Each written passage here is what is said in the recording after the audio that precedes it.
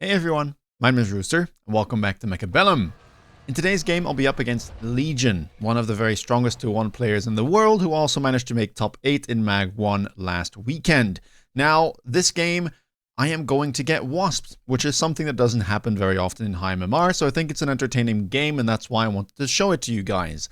Having a look at the packs here, it is a mid-wall setup, so I wanted to play some aggro, and I decided to go for a Sabertooth plus Arclight starter, which I think is very powerful currently in the meta. I think that Sabers have a lot of decent matchups, they can become real threats, and they pair nicely with other options late game, or rather, they force out certain units from the opponents that can be weak to, certain giants or whatever you would like to play later on.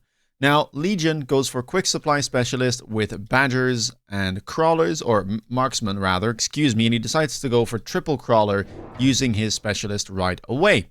Now, for myself, I am going to pick up some Crawlers as well because I do need some chaff, and I'm going to be setting up in a very aggressive posture. I've been trying to kind of play around with this extremely aggressive Sabertooth setup, Saber here in the corner.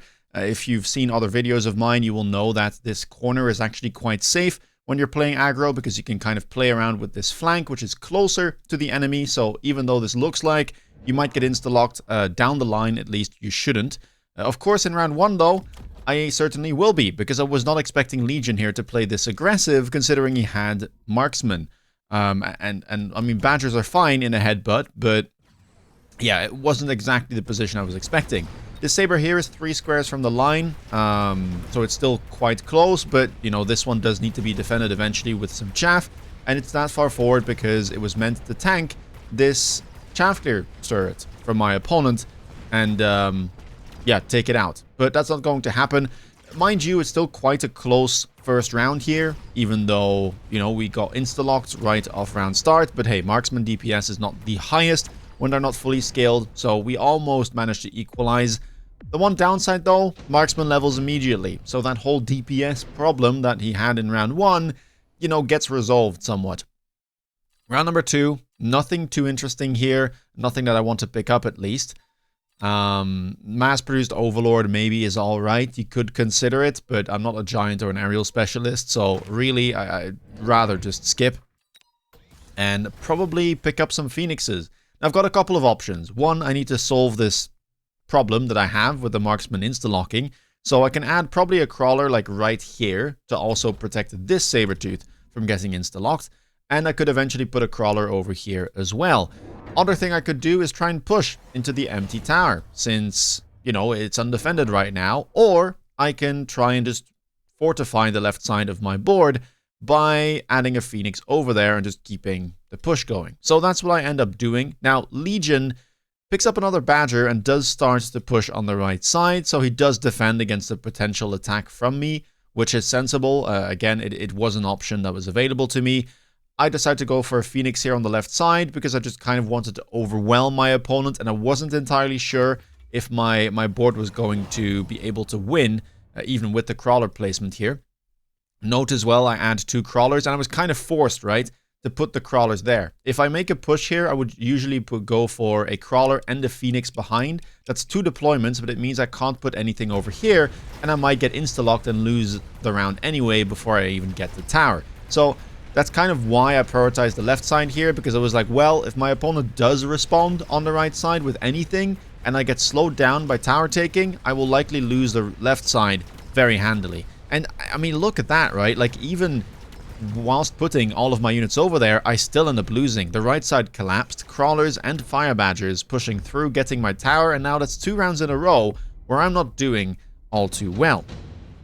Round number 3, another Sabertooth is available because my Specialist is activated, and we get a choice of a lot of different units here in the unit reinforcement selection. Hounds I pick up immediately because I saw Badgers on the opposite side. And well, Badgers with the buffed armor enhancement that now is 100 cheaper than it was before are amazing at blocking Fire Badgers. So that's what I kind of immediately go for here. Now, do note that there wasn't any tech clicked on the Fire Badgers yet. And armor is a lot better when your opponent is already committed to something like range or scorch. You can see he doesn't even run it here. So this could be a little bit of a overcommit from me. But I decided to go for it anyway because it was like, well, I mean, what else is he gonna play, really? Like, he's probably just gonna have to go into Fire Badgers because he already has so many deployments of them. Keep this in mind because there is something on the bar here that will get clicked and kind of becomes an annoyance for me in the mid-game. Now I decide to match the right side here. A Saber, a Hound, and a Crawler. I get a little bit unlucky here with the Hound placement. If it was on the right side, it would target this Fang. Legion picked up the triple Fang pack. I mean, it's very nice to get triple Chaff, so perfectly sensible pickup. But yeah, my Hounds get stuck on the Fire Badgers, and my Saber gets stuck on the Fangs. Not ideal. I probably should have put the Hounds like behind or in front of the Sabertooth, something like that, to make sure that they were really working together. I didn't, and I get punished for it, so I'm gonna lose my right side. Now, thankfully for me, the addition of the Hounds on the left side do prevent my opponent from chaff clearing efficiently, and I managed to push through. So even though I lose the right side, I do manage to eventually win on the left. Crawlers here, going to go for my other tower. I get the first debuff for myself, and I should be able to take down the marksman here. I have a bunch of Hounds and Arclights left, so I think the Phoenixes might be able to survive. They also importantly get a level, which is very nice, because the added DPS will allow them to kill the Fire Badgers a whole lot quicker. And so we strike back. Good thing, because we were starting to drop a little bit low for what is still the early game. And here we have the last round of the early game, round number 4. Fortified Arclight here shows up, and I say to myself, why not? That card is really, really good. Maybe a little bit too good, even.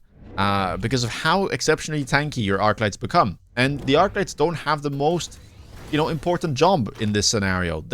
I don't mind them tanking at all. Look at this. 13,000 hit points on an Arclight at level 1. 27,000 at level 2.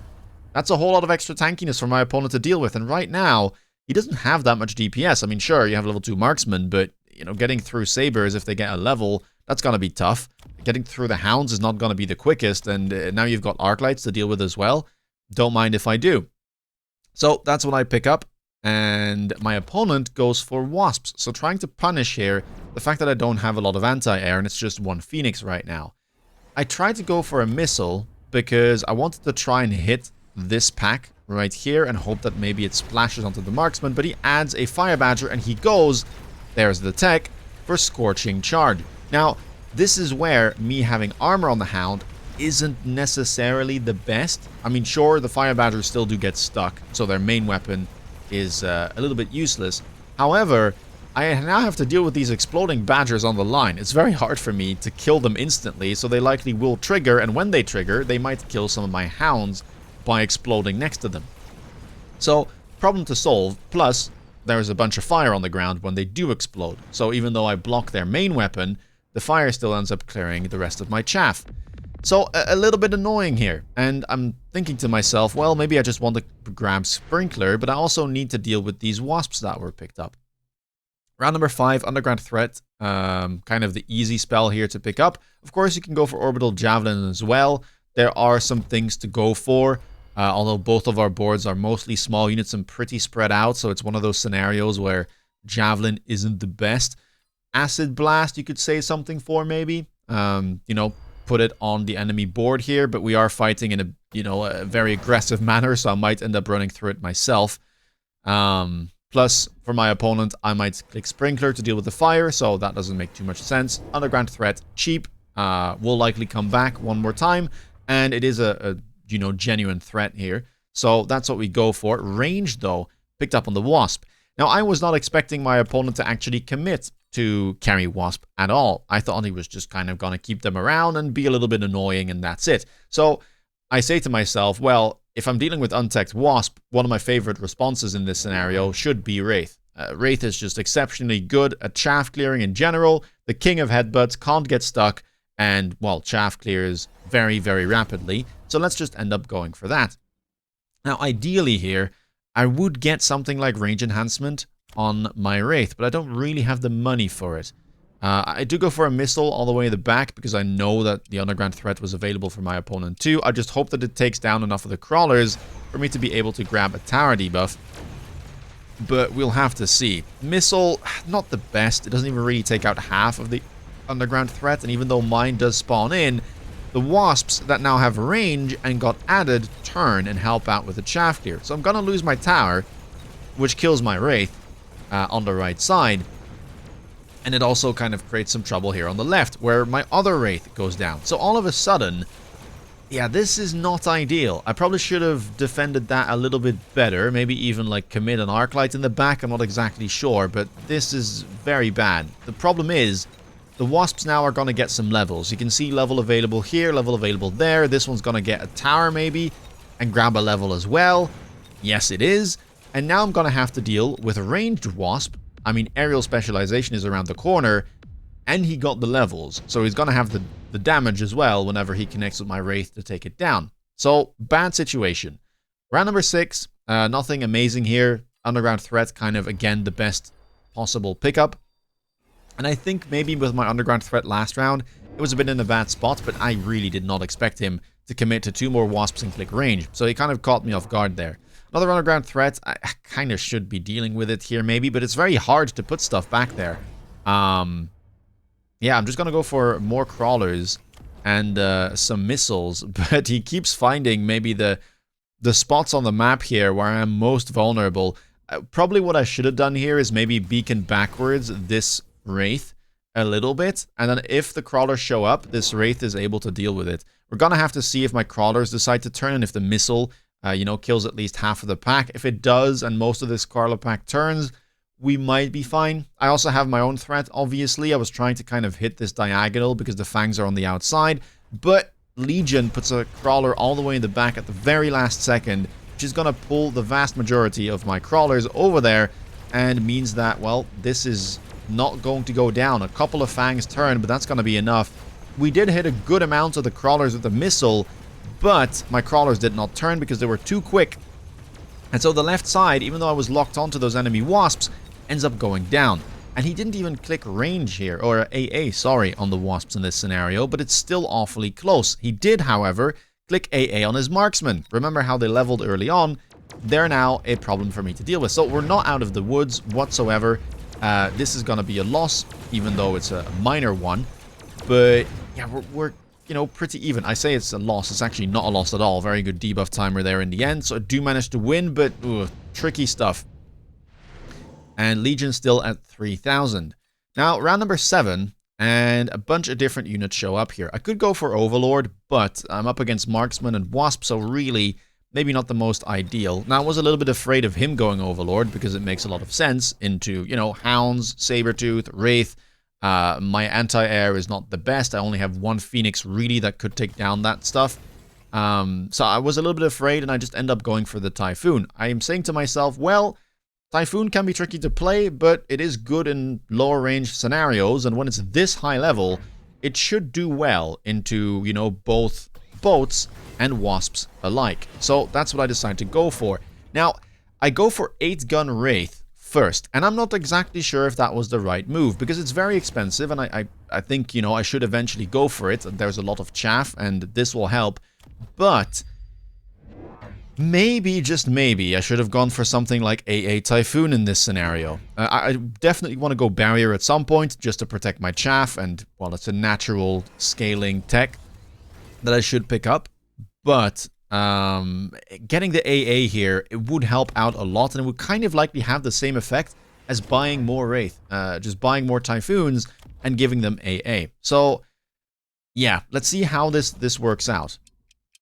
Oil gets purchased and put on the ground for my opponent. I have no way of dealing with it right now. I guess if I went Barrier Typhoon, I could have maybe blocked it, but I would have had to have the read, and honestly, AA Typhoon would make more sense if I wanted to pick up the tech. The boat, sadly, right in front of my Typhoon, so it instantly locks on. I wasn't expecting that. So, yeah, 1 Typhoon still alive, but we do lose a significant portion of our army over there. On the left, I did add 1 more level 1 Typhoon, but yeah, the AA Wasp that got picked up, kind of crushing my Wraith right now. The Marksman also locking on early. It will go down. I'm going to speed things up a little bit here, but yeah, this Wraith is not going to be able to survive, as we're going to lose our other tower. The Wraith does take down the enemy tower, but the Marksman with the AA going to make sure that my Wraith goes down. And now we're down to 1,400, and my opponent has more than double my hit points. Round number 8, Missile Strike shows up. I mean, pretty easy thing to go for here. Rhino Assault, something to think about for sure. Scary, scary stuff. And, well, what do I even want to do right now? I do have missiles in the back, so honestly, with the help of the crawlers, I might be just fine against a Rhino drop.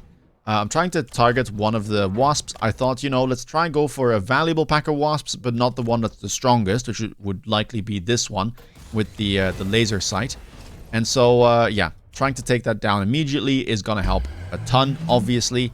And now I decide to go for Typhoons. And I click Barrier in this scenario. Now, I'm not exactly sure why I clicked Barrier. I guess it's just to protect. I was afraid of, you know, I'm 1400 hit points. What if my opponent just, like, goes all out and missiles all of my front chaff? Then I'm going to be in trouble. So I wanted to get the barriers just to protect my chaff from the missiles. That's why I went for this.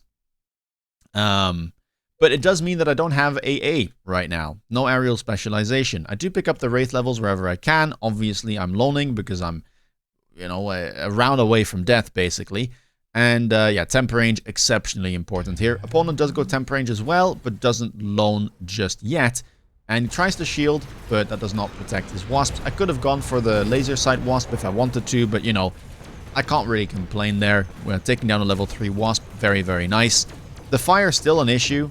I should maybe try and go for something like Sprinkler Hound and see if my late crawlers could make it through. The Rhino did get slowed down. It got damaged a little bit by a crawler pack. Now it shakes off that debuff. It looks like it will get through. The Overlord surviving on a sliver of hit points. Not amazing. And it looks like I'm going to lose anyway. It wasn't really got anything to do with the Rhino. It felt like I was losing anyway. But yeah, we're just in trouble here somehow. Round number 9, and more units show up. Now, Farseer here I thought could be useful. I mean, it's triple deployment, which is a lot of value. And on top of that, it has access to AA, which might help me deal with this Overlord, which has been giving me some trouble. I was also kind of afraid of like some type of armor airplay, which could be problematic. Opponent here goes for the Void Eyes. He does run EMP armor. Very, very annoying. That is one of the bigger counters to things like Wraith, because they will often end up hitting one of the Void Eyes, and it's a unit that absolutely needs to have text to do anything. So, yeah, very scary stuff here. If I can get something like Photon Coating at some point, that would be ideal. Problem is, Farseer doesn't hit air units, so I would have to buy my own Overlord to be able to achieve that. Right now, that would mean getting to round 10 and actually surviving. So round number 9, I decide to go for Replicate on the crawlers, as an underground threat is now available. And I really wanted to try and replicate off of the enemy crawlers, create some chaos, and maybe even take a tower. That was the idea. Now, aside from that, there's nothing really else going on. I'm buying more. I'm not exactly sure what I purchased here. I wanted to say I bought more Typhoons, but that wasn't the case. Probably just a couple more crawlers and AA on the Farseers. Oh, and I go for Sprinkler Hound, which I mentioned earlier. So I do end up going for that. I'm not exactly sure if it's that useful. I mean, all of my crawlers, over a lot of them at least, get pulled away. So that is one of the problems. Opponent goes for Counterfire Fire Badger. Very interesting. My crawlers do manage to get through with the Replicate, so that's fantastic. But the left side, still under a lot of pressure and looks like it is losing. Right side, thankfully, able to stay alive, but one Fire Badger explodes and the Hound is unable to chaff clear there, so all my crawlers do end up going down. Farseer is going to make sure that the enemy Wasps die, but the Void Eyes are just too much, and I'm going to lose the round, but I survive on a sliver of hit points at 81. Round number 10, Advanced Offensive Tactics here shows up. Photon Emission, amazing. I probably should just pick up Photon Emission because, as I said, there is an EMP armor problem. However, I'm not exactly sure if I noticed it. I think that during the game, I didn't even see that EMP armor was picked up because the Void Eyes were just kind of tucked away. But I do pick it. Okay, that is a good thing. That kind of allows us to likely, you know, skip one round. In terms of needing Photon Emission on a boat And it allows us to do some other stuff, like grabbing a Typhoon. So that's what we do now. Arguably a little bit late. Could have gone for it at another point. I am keeping the Sabers, by the way. I haven't really mentioned this, but they've been on the board the whole game because they've been doing well. You can look at their damage numbers, you know, 40k, 25k, you know, second on damage here. 54,000 damage. They're doing really well against the Fire Badgers. So that's why I was keeping them. And now I'm just elite recruiting more Typhoons. More bubbles, more AA. The biggest threat right now is those Wasp. We have another underground threat available. And I decided to put it on the top left. I think that's a bit of a mistake though. Because just like last time, there are more Wasps now. And they likely will be able to turn. I think here I should probably put this on the right. My opponent tries to go for Impact Drill. But I try to preempt that by going double defense enhancement. Double defense enhancement replicate normally should beat drill crawlers. So that would be, you know, fine. And over here, you know, I'll be able to maybe deal with some of these crawlers that he spawned. But the help of the wasps is just too much. Opponent goes for shielded wasp, which I don't think is amazing. And it really doesn't do too much into my AA Typhoons. So the right side manages to push through. And things are looking quite good. Now, the only issue is there are some wasps here that are very, very large. Level 4 with shield, with laser sight. And we're going to have to somehow get to them because I cannot leave anything alive. A tower debuff here would help tremendously. However, I am the one who gets debuffed. And because of that, this one pack of wasp just absolutely decimates the rest of my army. I still have a Typhoon pack left. It's trying to do its very best, but it's not going to be enough. And sadly, I go down on round 10. I was definitely a bit gutted here. I thought this was a very interesting game. I thought I had a good chance of making it back into the game. But yeah, I mean, final round, I'm going to quickly go through some options here. One is I want to try and put a crawler or the crawler spawn over here instead of on the left, which is what I did. So the rest of the round I think was very nice. So let's keep on going with that. I don't know if I should put the photon on the left or the right, if I'm being completely honest, because the right seemed to be doing very, very well. So maybe I should just try and put it over here. So let's just kind of use our spells on the opposite sides. I went for double defense enhancement. We're definitely going to want lone and temp range. We're going to want this. We're going to want the aerial specialization on those guys. And then the question is, do I sell some stuff here?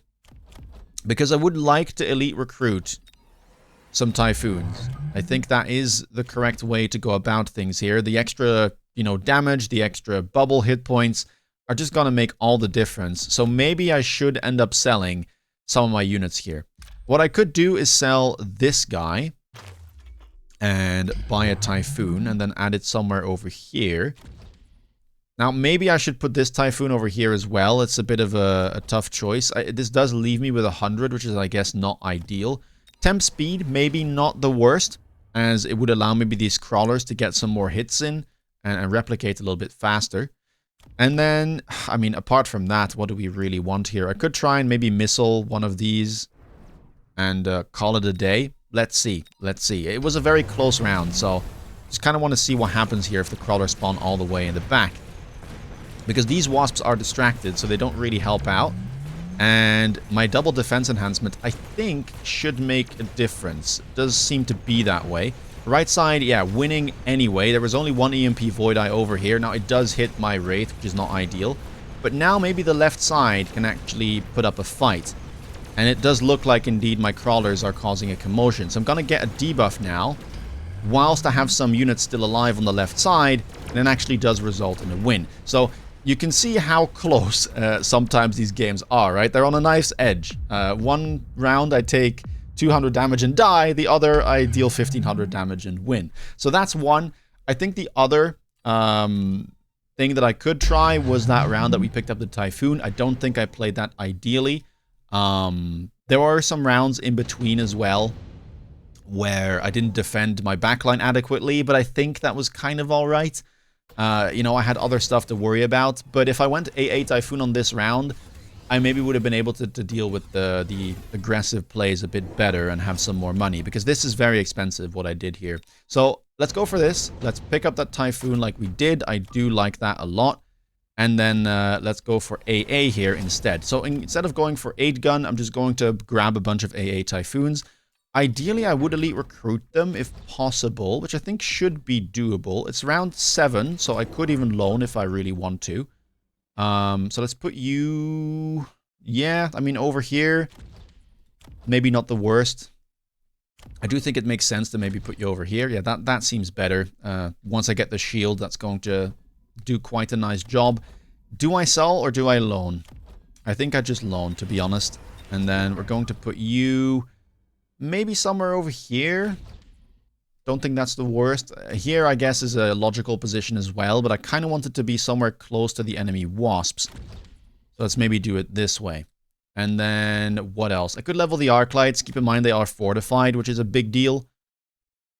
So maybe that's just a logical thing. Could level up this Sabertooth as well, or that one. They have been doing relatively well for me into the enemy badgers.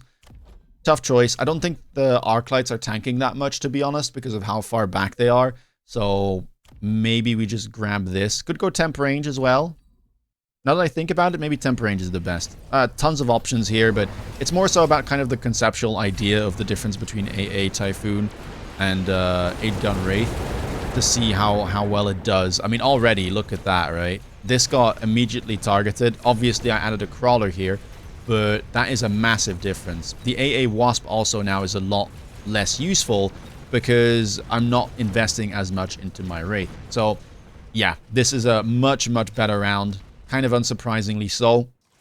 I do think that this was, you know, a completely logical move for me to make. I don't really know why I didn't. But, yeah, going 8-gun there. You know, usually it is something you want to do when you invest into Wraith on the line. It's just such a good tech. But in this specific scenario, I think this made a lot more sense. So that would have helped me out. Anyway, if you liked this video, please leave a thumbs up. Let me know down below in the comments what you thought about it. Have you ever, like, faced something like this? I thought it was quite interesting the way that he played it. Using Scorching Charge. Not even running Scorch on his Fire Badgers. Just realizing that after the nerfs, maybe it's not as playable. And yeah, me overcommitting to armor here allowed him to get into Scorching Charge. And at that point, he doesn't really care too much anymore about the armor. Yeah, and then forcing Wasp, because if I go Mustang, I might end up burning in the fire. So, yeah. Anyway, let me know down in the comments below. As I said, if you want to stay up to date with latest content, please consider subscribing. And if you want to see me play live, check me out on Twitch. With that being said, take care, guys, and see you in the next video. Bye-bye.